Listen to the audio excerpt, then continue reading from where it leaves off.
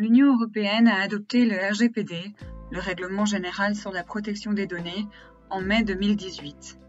Un an plus tard, les éléments démontrant que cette nouvelle loi européenne a produit des conséquences graves et imprévues s'accumulent.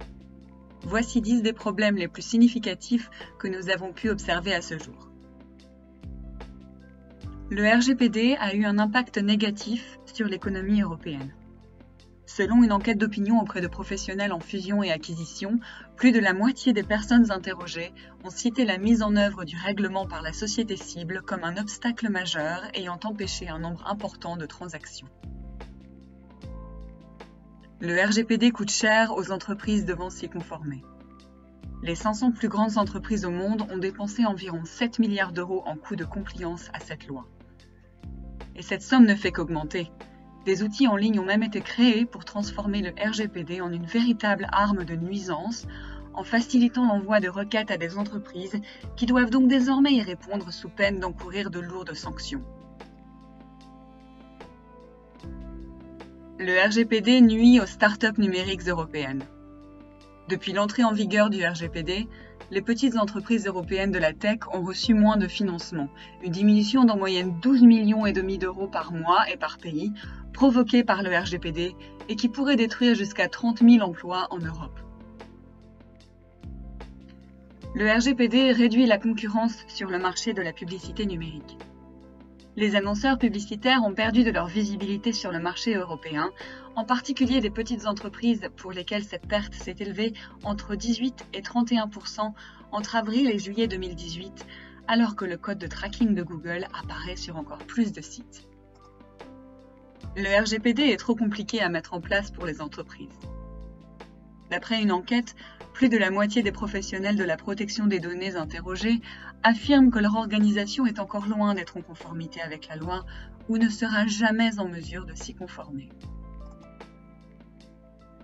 Le RGPD n'a pas amélioré la confiance des consommateurs. Cette loi, présentée par l'UE comme un modèle de protection des données pour le reste du monde, n'a pour autant produit aucun impact sur la confiance des consommateurs de l'économie numérique. 6 mois après l'entrée en vigueur du RGPD, leur confiance envers Internet était au plus bas depuis 10 ans. Le RGPD a produit un impact négatif sur l'accès en ligne des utilisateurs. 2 mois après l'adoption du RGPD, un tiers des plus grands sites de presse américains avaient dû bloquer l'accès à l'UE, à défaut d'avoir réussi à se conformer à temps à la nouvelle loi. En mars de cette année, plus de 1100 sites étaient encore bloqués.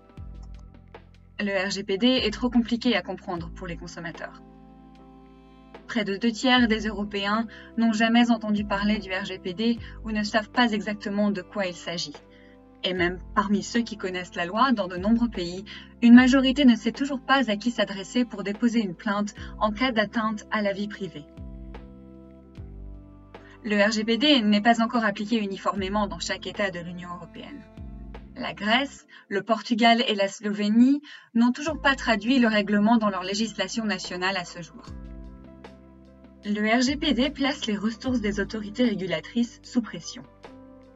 Le bureau du commissaire à l'information du Royaume-Uni a déclaré que son personnel était submergé par les entreprises surdéclarant des atteintes potentielles à la protection des données, celles-ci ne voulant pas se risquer à encourir des sanctions.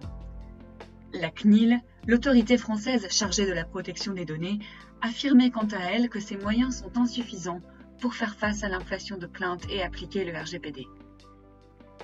Un an après l'entrée en vigueur du RGPD, il existe donc des preuves irréfutables et accablantes que la nouvelle loi de l'Union européenne nuit aux entreprises, aux travailleurs, aux consommateurs et à l'innovation.